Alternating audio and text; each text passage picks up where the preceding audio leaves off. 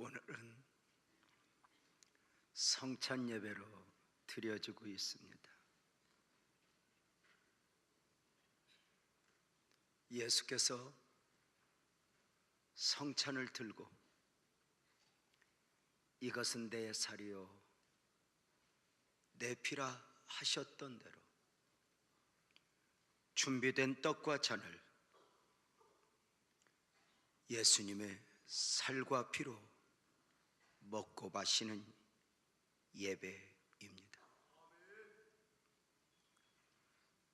성찬의 참여는 선택이 아니라 구원받은 사람들을 향한 명령입니다.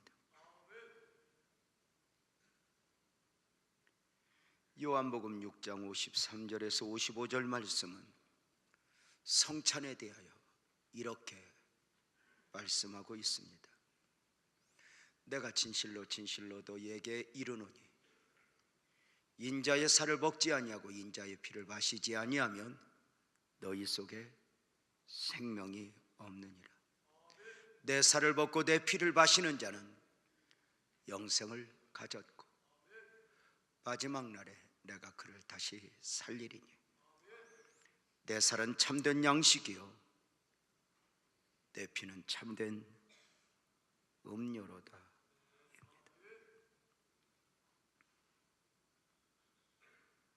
오늘의 성찬 예배가 단순한 예식이 아니라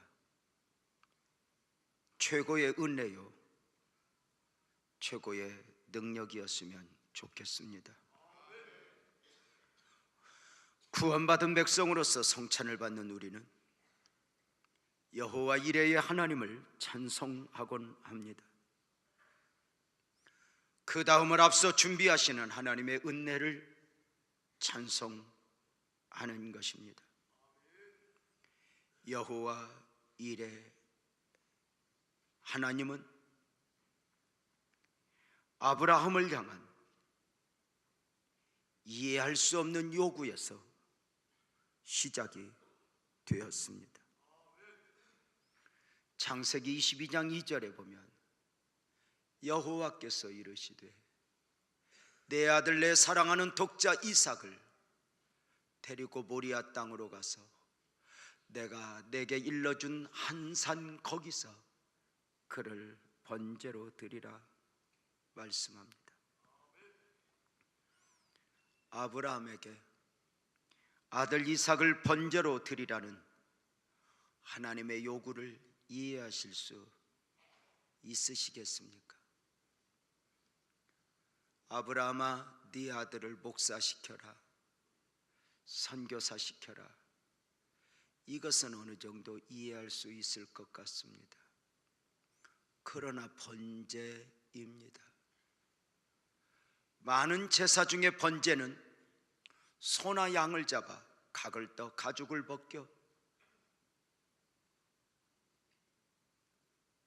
불에 그 연기까지 살라드리는 제사가 번제입니다. 그 아들을 약속의 아들 언약의 아들을 번제로 바치라는 것입니다.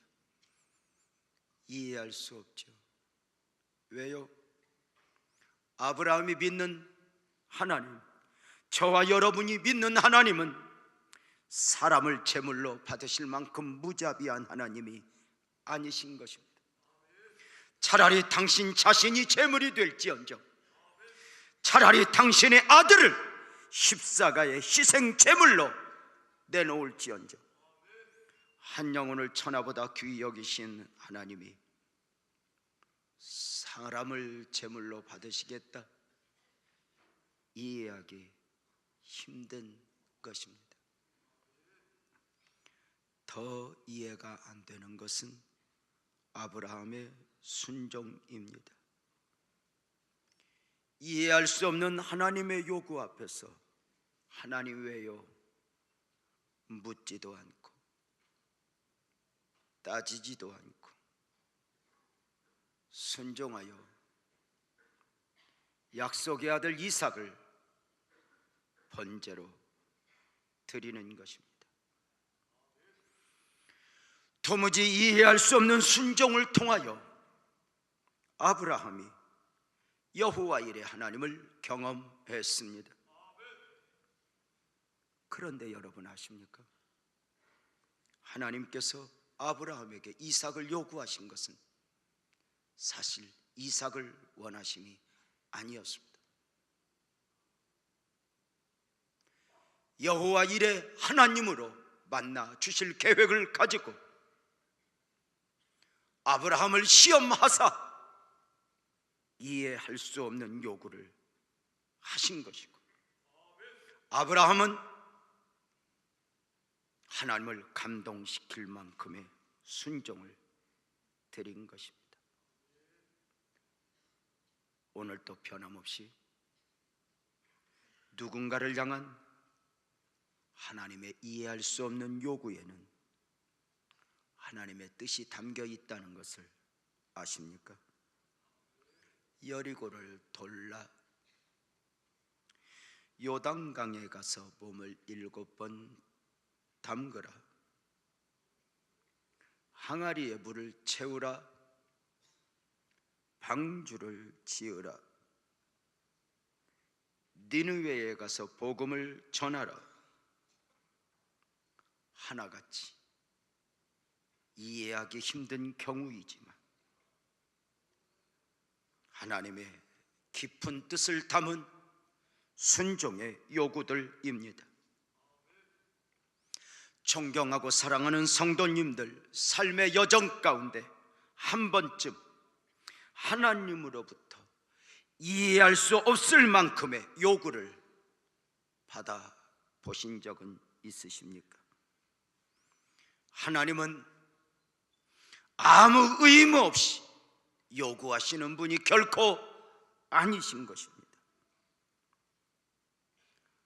가난한 과부에게 엿전 2입을 요구하십니다. 의미 없음이 아니었습니다. 여호와 일의 하나님은 범사에 그 다음을 준비하시는 하나님입니다. 물론 사람도 미래를 준비하고 그 다음을 준비하곤 합니다.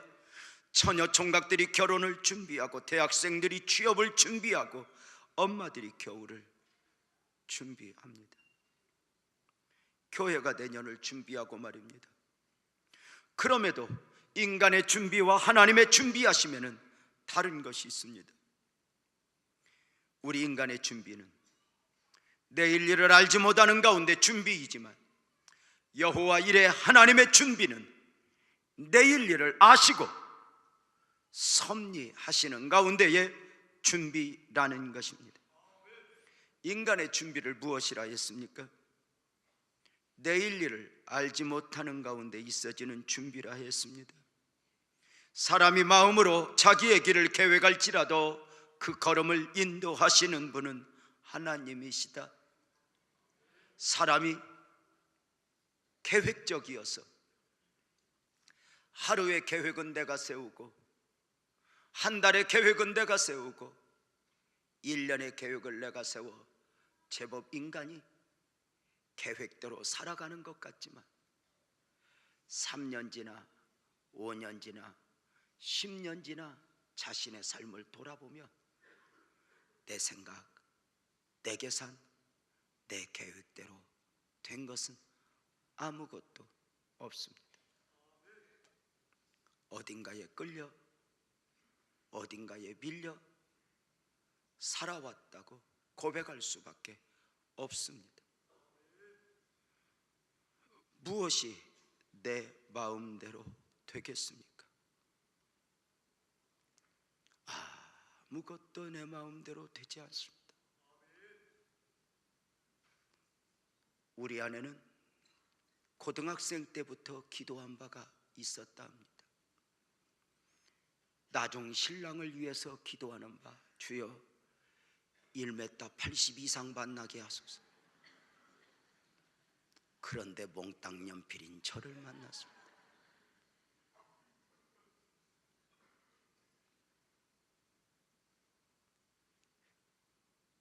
사랑하는 성도님들, 유한하여 내일 일을 알지 못하는 인생이 미래를 섭리하시는 하나님을 어떻게 다 이해할 수 있겠습니까?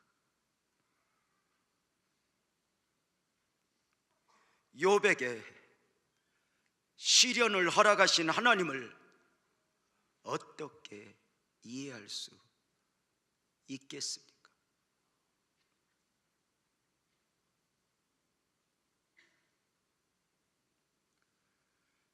세월호 침몰 참사의 아픔을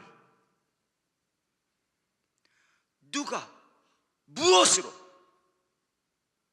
이해를 할 수 있고 이해를 시킬 수 있겠습니까?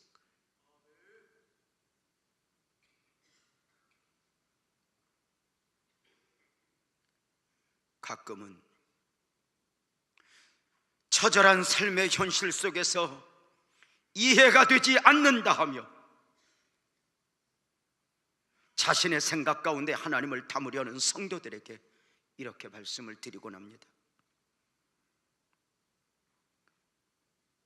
부족한 내 생각에 다 이해가 되는 하나님이라면 그분이 하나님이겠냐고 말입니다. 가끔은 말씀을 이해할 수 없다고 말하는 그들에게 이렇게 말씀을 드립니다. 만약에 그대가 한 번 읽어 두 번 읽어 다 이해가 되는 성경이라면 그것이 상식이지 하나님 말씀일 수 있겠냐고 말입니다.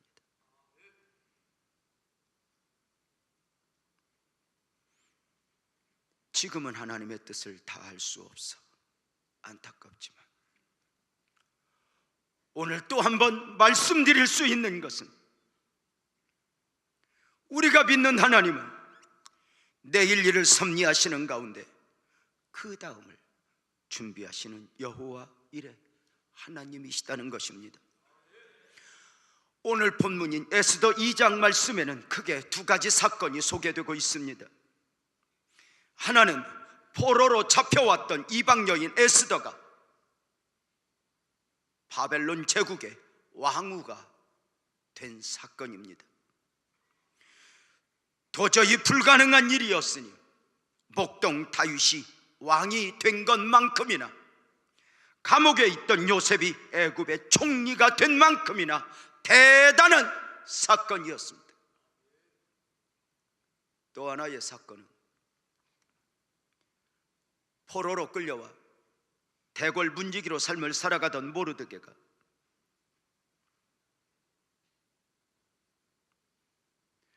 아하수에로 왕의 암살의 위험 가운데 그 왕을 구하게 된 일입니다. 본문 에스더 2장 21절부터 23절에 보면 자세히 소개되고 있습니다. 모르드게가 대궐문에 앉았을 때에 문을 지키던 왕에넷이 빅단과 데레스 두 사람이 원한을 품고 아하수에로 왕을 암살하려는 음모를 꾸미는 것을 모르드게가 알고 왕후 에스더에게 알리니 에스더가 모르드게 이름으로 왕에게 아뢰니라. 조사하여 실증을 얻었으므로 두 사람을 나무에 달고 그 일을 왕 앞에서 궁중일기에 기록하니라. 모르드게가 왕을 구한 사건은 궁중일기에 기록된 만큼 중요한 사건이었습니다. 오늘날로 말하면 아마 매스컴에서 난리가 났을 것입니다. 왕의 경호를 새롭게 해야 한다고 말입니다. 왕의 경호를 책임지고 있는 사람에게 이것을 물어야 한다고 말입니다. 더 놀라운 것은 그 엄청난 사건 가운데 왕을 구했음에도 불구하고 당시 모르드게에게 아무 상급도 주어지지 않았다는 것입니다. 에스더가 왕후가 된 것도, 왕을 구한 모르드게에게 상급이 주어지지 않았다는 것도 도무지 이해하기 힘든 경우입니다. 그럼에도 불구하고 이 사건들이 성경에 기록된 이유가 무엇이겠습니까? 에스더가 왕후가 되고 모르드게가 아하수에로 왕을 구하게 되는 사건은 단순히 우연히 있어진 저들만의 사건이 아니라는 것입니다. 그냥 보면 에스더나 모르드게의 개인적 사건들 같지만 이 사건은 철저하게 여호와 일에 하나님의 준비하신 가운데 있어진 역사였다는 것입니다. 보이지 않는 가운데 하나님의 구원 섭리가 저들 삶에 담겨진 것입니다. 어떤 준비였습니까? 아시는 바대로 에스더가 왕후가 된 지 5년 정도 되었을 때 유다 민족이 큰 위기를 만나게 됩니다. 어느 정한 날에 유다 민족은 다 죽임을 당하고 가지고 있던 재산을 송두리째 빼앗기는 것으로 왕의 허락이 떨어진 것입니다. 유다인들은 작은 둥불같이 되어버렸습니다. 모든 것이 끝나게 되었습니다. 그러나 내일 일을 아시는 하나님은 5년 후에 있게 될 민족의 위기를 아셨던 것입니다. 하나님은 앞으로 있어질 그 민족의 위기 가운데 구원 계획을 세우시고 에스더로 하여금 왕후가 되게 하시고 모르드게로 하여금 왕을 구하게 한 후에 당연히 받아야 될 상급을 받지 못하게 하신 것입니다. 물론 당사자들은 하나님의 준비하심을 알 리 없습니다. 그저 오늘 왕후 되었음이 행복하고 그저 오늘 상급 받지 못했음이 서운했을 뿐입니다.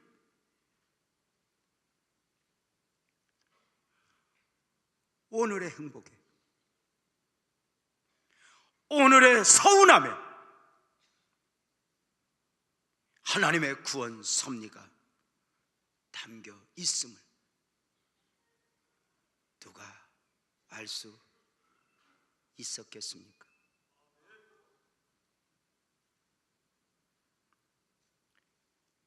이러한 하나님의 준비하신 가운데 마귀 또한 구경만 하고 있는 것은 아닙니다. 하나님의 위대한 역사를 앞두고 마귀는 한 번도 구경꾼인 적이 없습니다.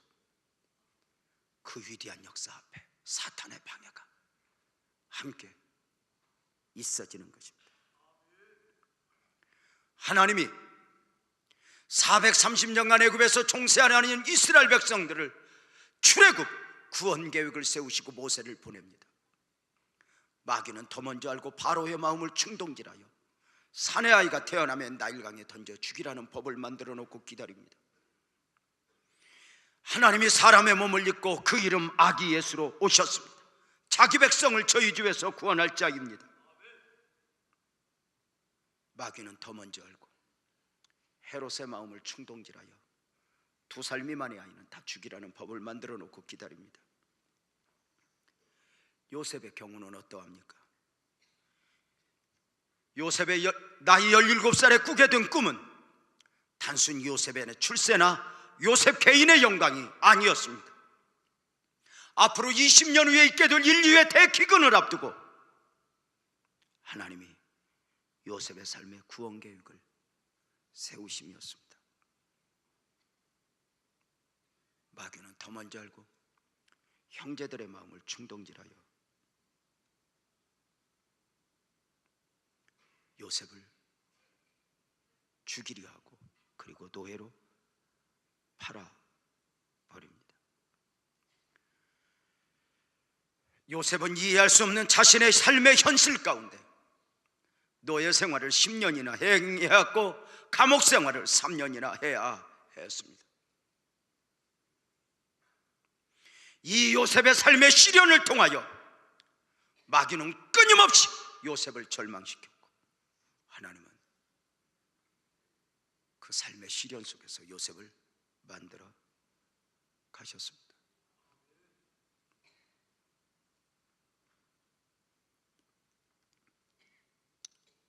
26년 전에 여러분의 빛나교회가 안산에 심겨질 때 제가 글을 써 고백했던 내용이 있습니다. 하나님, 빛나교회가 이곳에 심겨지면 교회가 없어서도 아니요 모자라서도 아니요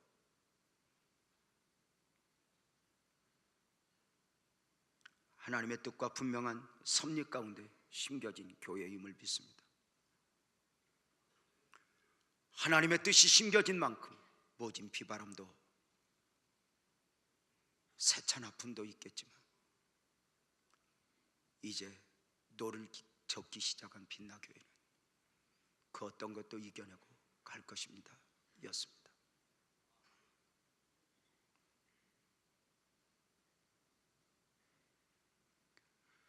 하나님의 위대한 섭리가 담겨져 있다면, 하나님의 구원 계획이 펼쳐진다면 마귀가 손을 놓고 구경만 한 적이 없다. 그렇다면 우리들의 교회가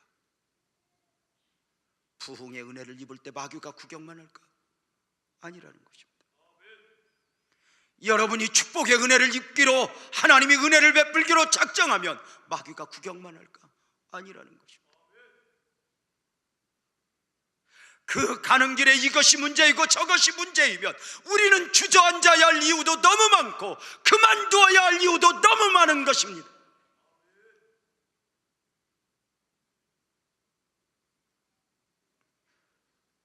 에스더서에 나오는 유다인들의 시련은 무엇이었습니까?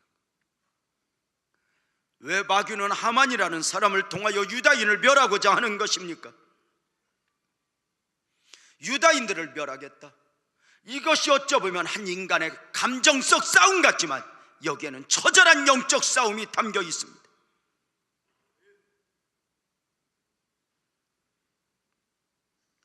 하나님께서 70년 동안 예루살렘에서 자기 백성을 포로로 바벨로니아에 옮기신 이유가 무엇입니까? 단순히 저들을 심판하기 위해서였습니까? 아니요.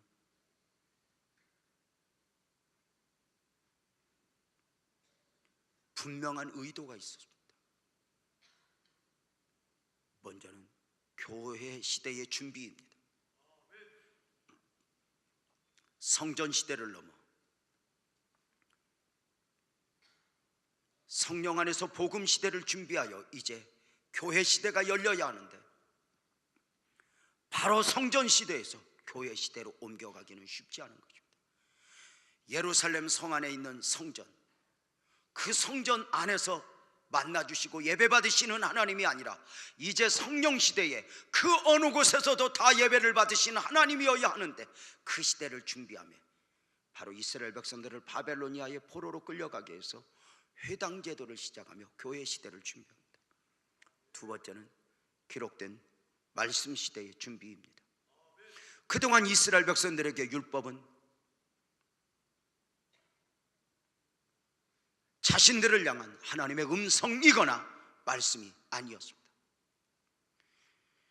율법이 인류 모두를 위해서 주신 법이 아니라 자기네 나라를 위한 민법, 사회법, 형법, 자신들의 법인 줄 알았습니다. 그런데 바벨론의 포로로 끌려가면서 저들은 말씀을 묵상하기 시작했고 율법에서 하나님의 음성을 듣기 시작했고, 저들은 비로소 말씀 시대를 준비하게 됩니다. 세 번째는 메시아 혈통 보존입니다. 당시 예루살렘은 타락할 대로 타락해버리고 말았습니다. 마귀가 혼합 정책으로 많은 이방 사람들이 예루살렘에 이주해 오면서 섞여 하나님의 나라가 아니게 되었고, 하나님의 백성이 아니게 되었습니다. 예루살렘은 더 이상 거룩의 도시도 안전지대도 아니었습니다. 하나님의 아들들이 사람의 딸들을 보고 마음을 빼앗기듯이 하나님의 백성들이 이방의 화려함 앞에 몽땅 마음을 빼앗겨 저들에게 삶도 인생도 미래도 자신도 주어버렸습니다. 이 혼탁한 현실 가운데 하나님은 당신의 사람들을 바벨로니아에 옮겨 메시아 시대를 준비하니 아브라함과 다윗의 자손 메시아 족보를 보존하시고자 하는 하나님의 섭리였습니다. 그렇다면 유다인들을 멸하고자 하는 사탄의 계획은 분명합니다.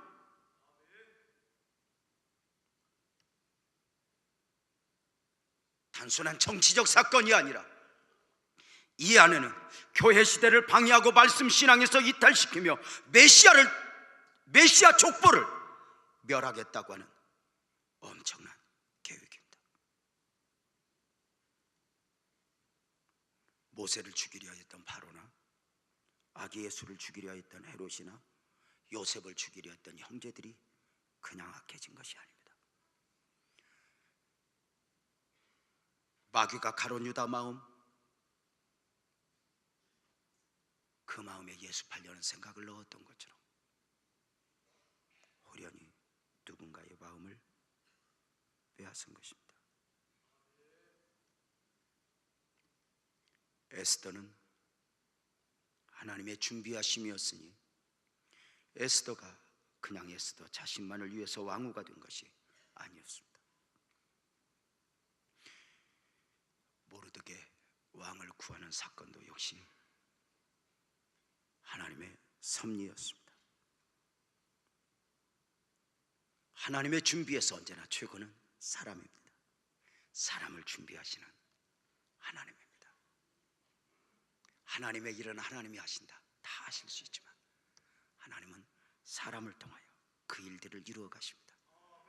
저는 한 가지 믿습니다. 하나님의 일을 하나님이 다 하심에도 불구하고 왜 사람을 통해서 일하실까? 하나님이 천국을 세우고 하나님 나라를 세우는데 사람이 부족해서 우리를 용역으로 부르신 것일까? 아니라 하나님의 위대한 일에 우리를 참여시켰다. 이것이 얼마나 큰 복일까? 하나님은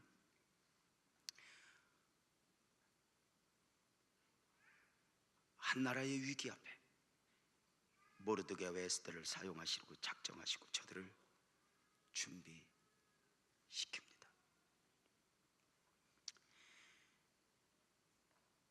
포로된 이방 여인으로서 왕후가 된 에스더, 이방의 포로로 잡혀온 사람으로서 최고의 출세요, 최고의 행운이요, 최고의 축복이었을 것입니다. 그 왕후던 에스더가 때가 되면 거룩한 부담을 안고 왕에게 나아갑니다. 사랑받기 위해서 나가는 것이 아닙니다. 민족의 위기를 가슴에 안고 민족의 아픔을 가슴에 안고 죽으면 죽으리이다 하고 나아가는 것입니다. 이것이 에스더 입장에서 보면 사실 개인의 문제는 아닙니다. 개인만 생각하면 에스더는 도망가 버리고 싶고 숨어버리고 싶고 눈을 감아버리고 싶은 경우입니다.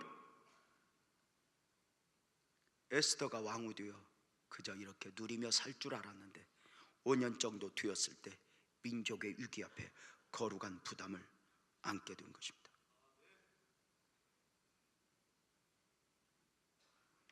목숨을 걸어야 할 정도의 거룩한 부담입니다.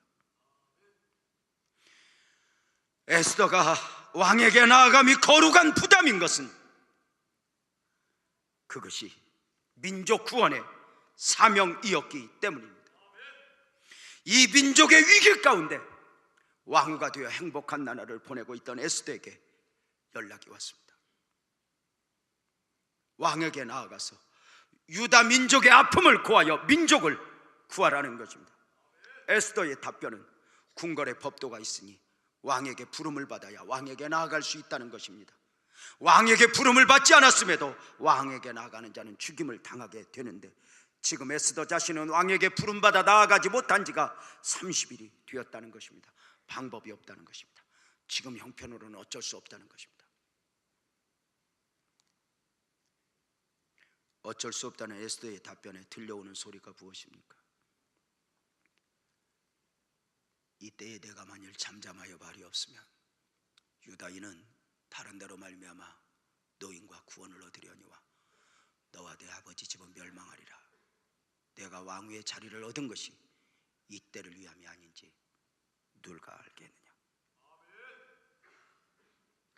이 말씀은 이것입니다. 에스더야, 너가 아니어도 지금 위기 가운데 있는 이스라엘 민족은, 유다인들은 구원을 받을 거야.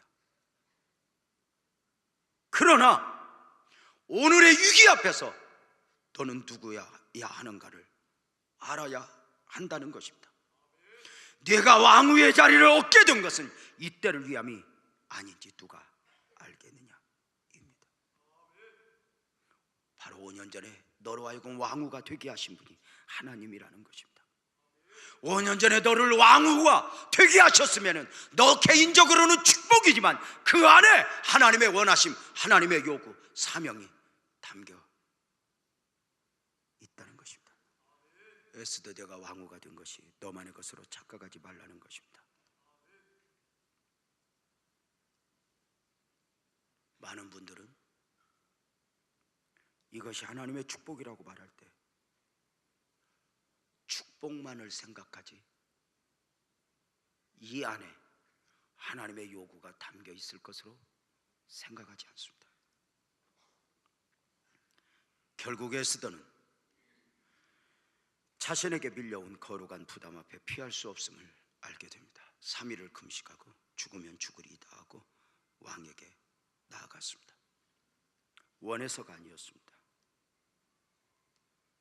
도망하고 싶었지만 그는 가야 했습니다. 마치 억지로 예수님의 십자가를 져야 했던 쿠레네 사람 시몬처럼 억지로 가는 것입니다.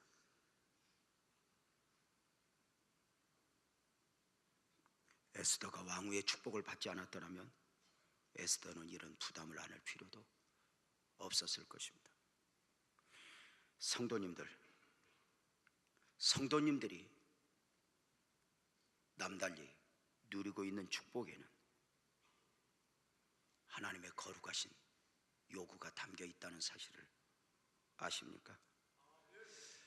교회 생활하면서 누리고 있는 하나님의 은혜들 가운데는 하나님의 요구하심이 담겨 있다고 생각하지 않습니까? 마치 에스더가 왕후가 되어서 닐일이야, 그저 내가 행복을 누리고 살겠지만 때가 되면 거룩한 부담을 품게 됩니다. 성도가 신앙생활하면서 그저 적당한 선에서 이렇게 신앙생활하고 싶은데 때가 되면 하나님이 건드립니다. 너는 누구여야 하는가? 사실 에스더가 죽으면 죽으리라 했던 것처럼 지김이 쉬운 것은 아닙니다. 교회 안에서 무거운 각종 직임이 있습니다.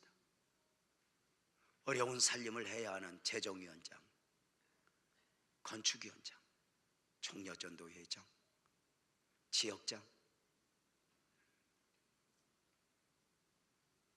때로 교회의 어떤 직임은 성실하게 감당하다 보면 자신의 삶의 디딤이 깨어져 얼마든지 더 많은 복을 받을 수 있는 사람들이 그만 자신을 희생하고 눈물로 그 사역을 감당하고 있다는 사실도 알게 됩니다. 무거운 짐을 져보셨습니까? 신앙 안에서 어른이 되는 것은 그냥 은혜만 누린다고 어른이 되는 것이 아닙니다. 그저 은혜 받고 찬송하면서 펄딱펄딱 뛴다고 해서 이게 어른이 되고 신앙 성장이 아닙니다. 짐을 지워보면, 짐을 져보면 그가 누구인가를 알게 됩니다.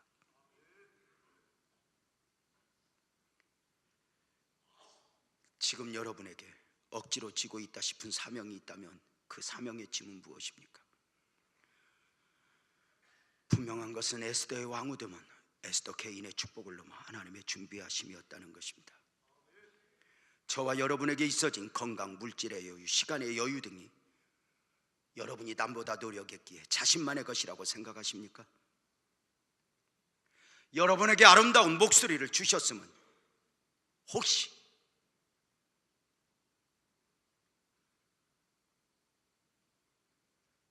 찬송받고자 하시는 하나님의 원하심이 아니겠습니까? 여러분의 여유들, 남보다 건강하다면 그저 건강한 것으로 그렇게 마음껏 누리는 것, 그것이었습니까? 이런 분도 있더라고요. 한 집사님 어머니가 98인데 98에 지금 하늘나라로 갈까 말까 지금 대기 상태에 있거든요. 근데 이렇게 말했다네요. 우리 어머니는 98이 되도록 한 번도 아파본 적이 없다고, 감기도 걸려본 적이 없고, 살이 쑤셔본 적도 없고, 주사 한 번 맞아본 적도 없다. 내가 그 노인을 이렇게 봤어요. 이런 삶을 원하십니까?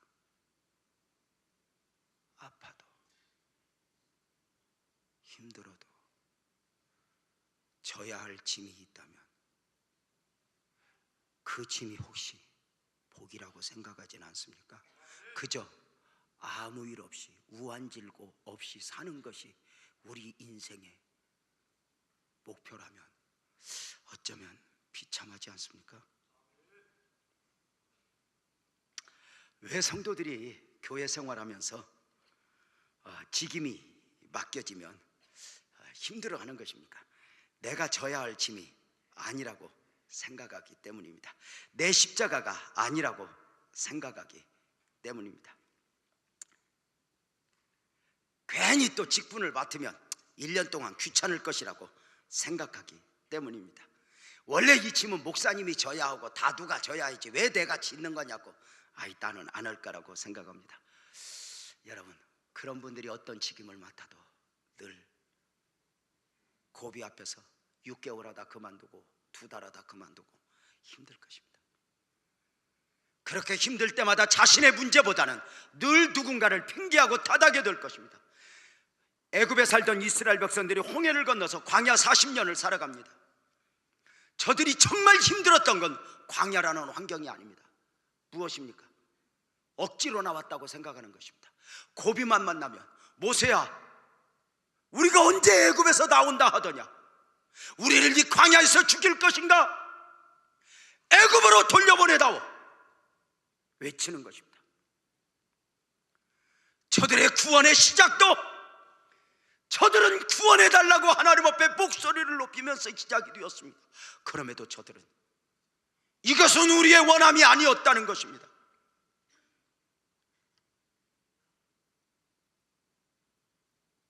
고비만 만나면 누군가를 원망하고 핑계하게 됩니다.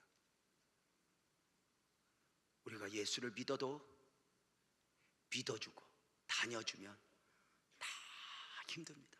이왕 예수 믿는 거 그냥 믿는 것이지 뭘 그렇게 믿어주는 표정으로 믿습니까? 이왕 교회를 다니면 다니는 것이지 뭘 그렇게 안 나올라다 다니는 것처럼 위세를 떠십니까? 충분히 이해는 합니다. 그러나 마귀가 그렇게 만들어버립니다. 그 마음을 빼앗아갑니다.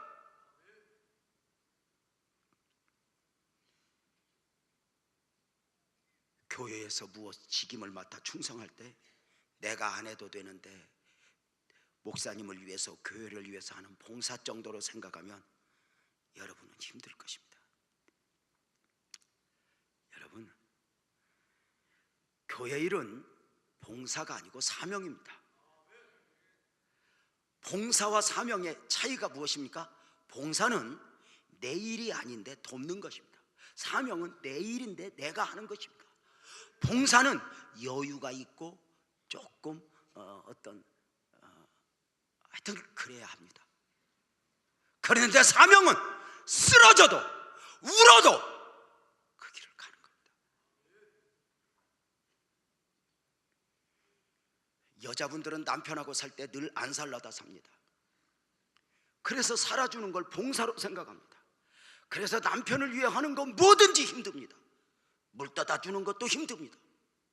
그런데 자식은 사명이라고 생각합니다. 그래서 아파 죽다가도 자식이 일어나면 얼른 일어나서 밥을 차려준다. 자식은 힘들어도 안 힘듭니다. 왜냐하면 사명이니까. 근데 남편은 힘듭니다. 뭐든지 힘듭니다. 양말 벗어서 머리맡에 놓는 것도 힘들고, 아니 10년 전에 양말 때문에 싸웠으면 이제는 코트 때문에 싸워야지. 여자분들이 그걸 익혀야 돼. 저놈이 저게 한계구나.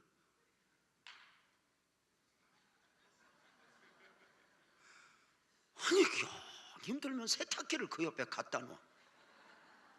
여보 여기 던져, 그러면 되지. 벗어.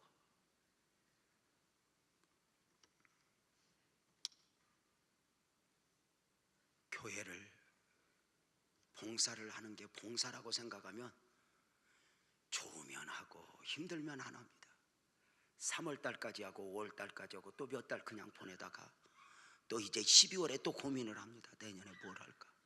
봉사라고 생각. 사명, 쓰러져도 하는 겁니다. 교회 내 마음대로 됩니까? 뭐가 그렇게 마음에 들겠습니까? 그러나 다녀주면 복이 없습니다. 우리 교회 나오시는 분 중에 지금 8년째 나오는데 아직 등록 안 넣은 분이 있습니다. 왜 그러냐니까 곧 이사 간답니다. 내가 볼 때 20년 안에 못 갑니다. 하나님이 이미 묶어놨습니다. 내가 볼 때 그분은 바로 아마 천국으로 이사 갈 가능성이 있을 것 같습니다. 마음대로 되는 게 아닙니다. 사랑하는 여러분, 교회 생활이 다녀주고 부부 생활이 살아주고 회사를 다녀주고 마치 누군가를 위한 것으로 생각하면 그것이 나를 짓눌러 버릴 것입니다.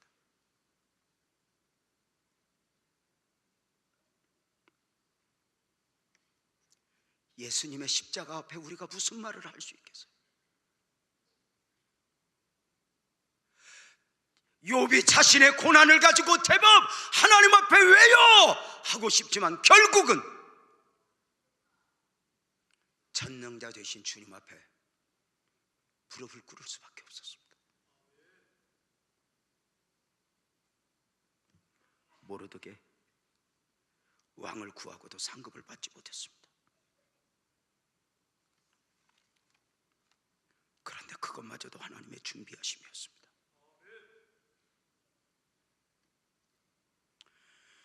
모든 유다인들이 죽임을 당하기 전날 밤에 아하수에로 왕이 잠이 오지 않았습니다.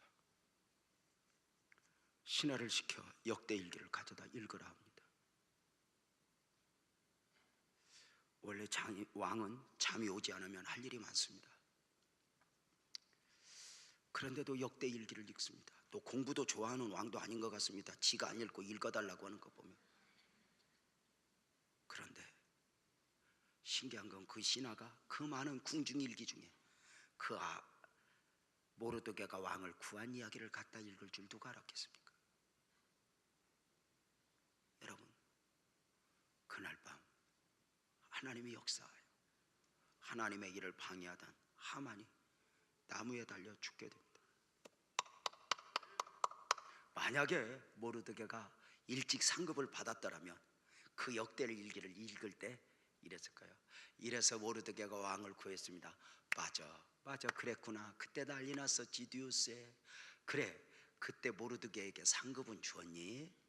예, 라면 한 박스 갖다 줬습니다. 좀 그랬까나. 그러고 넘어갔을 텐데 아무것도 주지 않았습니다. 무슨 일이냐? 그리고 역사가 일어납니다. 때로는 인생을 사노라면 서운함에도 아픔에도 억울함에도 그 안에 하나님의 뜻이 담겨 있을 수 있다는 사실을 기억하며 정리가 되면 분명합니다. 아멘 합시다. 나는 여기서 주저앉으면 안 돼. 나는 여기서 포기하면 안 돼. 나는 여기서 포기할 수 없어. 일어날 가능성이 있어서가 아니라 힘이 있어서가 아니라 나는 일어나야 돼. 우리는 오늘 성찬을 받기 위해 준비하고 있습니다. 성찬은 주님이 스스로의 헌신 가운데 우리에게 주신 주님의 살과 피입니다. 주님은 제자들에게 처음 성찬을 베푸신 후에 십자가의 길을 가셨습니다. 주님의 처음 성찬은 사명의 결단과 함께 행해진 예식이었습니다. 성찬의 가장 큰 요구는 결단입니다.